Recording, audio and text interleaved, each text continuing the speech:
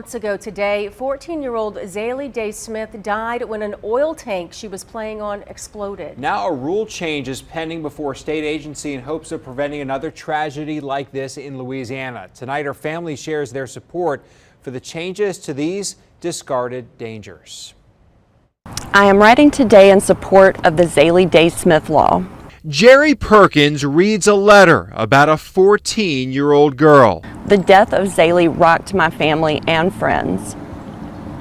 She was too young to die, let alone die such a violent and sudden death. Off the court, around the rim.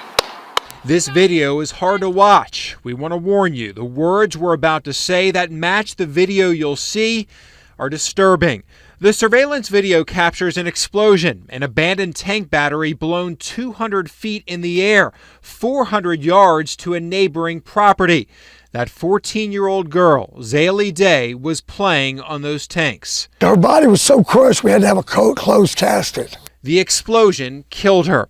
The tank batteries were a neighborhood playground. Everyone thought they were harmless, plugged, and safe. That's ridiculous. For you to have, or myself to have a fence around a swimming pool, state law, but you don't have to have one around an explosive volatile oil field site.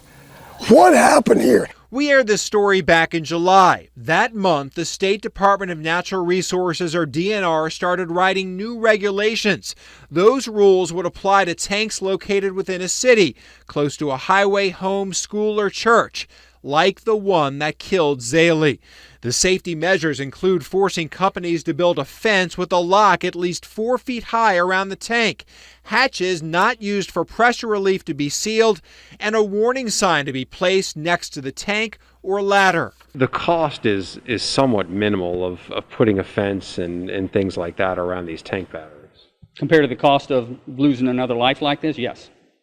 So in your mind, it's the company should pay for this, and it's worth it to do. It's a matter of safety, yes. DNR received a few letters in support to the new regulations, including one from Jerry Perkins, whose nephew was friends with Zaylee. Fences, signs, education, a padlock, a lock, anything. There was nothing. It looked like an abandoned storage facility on a field. And I don't know if you can remember back from when you were a kid, but that looks like a playground.